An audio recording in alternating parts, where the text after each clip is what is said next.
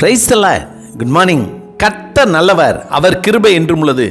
ஏசாயா 40:5. கர்த்தரின் மகிமை வெளியரங்கமாகும், மாம்சமான யாவும் அதை ஏகமாய் காணும். கர்த்தரின் வாக்கு அதை உரைத்தது என்றும் வனாந்தரத்திலே கூப்பிடுகிற சத்தம் உண்டாயிற்று. ஏசாயா 40:5.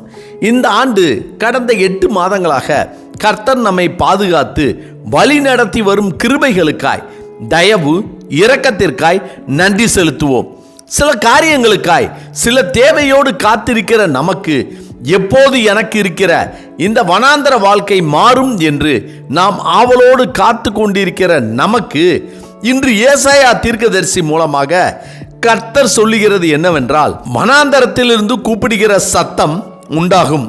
அது என்ன சத்தம் என்றால், கர்த்தருக்கு வழியை ஆயத்தப்படுத்துங்கள், அவாந்தர வெளியிலே நம்முடைய தேவனுக்கு பாதையை செவை பண்ணுங்கள் என்றும், பள்ளங்கள் எல்லாம் உயர்த்தப்பட்டு சகல மலையும் குன்றும் தாழ்த்தப்பட்டு கோணலானது செவ்வையாகி கரடு முரடானவை சமமாக்கப்படும் என்றும், கர்த்தரின் மகிமை வெளியரங்கமாகும், மாம்சமான யாவும் அதை ஏகமாய் காணும்.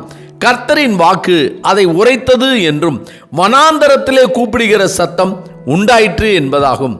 ஆபிரகாம் கர்த்தருடைய வார்த்தையின்படி அவர் சத்தத்திற்கு கீழ்ப்படிந்து தன் இனத்தையும் தன் தேசத்தையும் விட்டு புறப்பட்டு வனாந்தரத்தின் வழியாய் வந்தவனுக்குத்தான் கர்த்தரின் மகிமை வெளிப்பட்டது. யாக்கோபு ஏசாவுக்கு பயந்து வனாந்தரத்திலே கர்த்தரின் சத்தத்தை கேட்டு பலிபீடத்தை கட்டி அவருடைய நாமத்தை தொழுது கொண்டபோது அங்கே கர்த்தருடைய மகிமை வெளிப்பட்டது. இஸ்ரவேல் ஜனங்கள் கர்த்தர் காட்டிய வழியாகிய வனாந்தரத்தின் வழியாக செல்லும் போதுதான் அங்கு அதிசயமும் அற்புதமும் நடந்து கர்த்தருடைய மகிமை வெளிப்பட்டது. தாவீது சவுலுக்கு பயந்து வனாந்தரத்திலே ஓடி ஒளிந்த போது துரத்தி வந்த சவுலின் கையில் தாவீது தப்பும்படி கர்த்தருடைய மகிமை வெளிப்பட்டது. கர்த்தருக்கு பிரியமானவர்களே, நாம் கர்த்தருக்கு வழியை ஆயத்தப்படுத்தும் போது, தேவனுக்கு பாதையை செவ்வைப்படுத்தும் போதும் நம்முடைய வாழ்க்கையில் இருக்கிற பள்ளங்கள் எல்லாம் உயர்த்தப்படும். நம்மை பயமுறுத்தி கொண்டிருக்கிற சகல மலை போன்ற பிரச்சனைகள் தாழ்த்தப்படும். நம் முன்னேற்ற பாதையில் உள்ள தெளிவற்ற கோணலான குறுகலான பாதைகள் எல்லாம் செவ்வையாக்கப்படும். நம்முடைய வாழ்க்கை வனாந்தரம் ஒன்று வெறுமையாக செழிப்பின்றி காய்ந்து போய் இருக்கின்ற போது கர்த்தர் நம்மோடு இருந்தால் குறைவின்றி நடத்துவார். வனாந்தரம் எல்லாம் வயல்வெளியாய் மாறி கர்த்தரின் மகிமை நம்முடைய வாழ்க்கையில் வெளியரங்கமாகும். அதை மாம்சமான யாவும், அதாவது நம்முடைய சத்துருக்களின் கண்கள் அதை ஏகமாய் காணும். கர்த்தரின் வாக்கு அதை உரைத்தது என்று வனாந்தரத்திலே கூப்பிடுகிற சத்தம் உண்டாகும் என்றும் ஏசாயா தீர்க்கதரிசி நமக்கு வாக்குத்தத்தமாக கொடுத்திருக்கிறார்.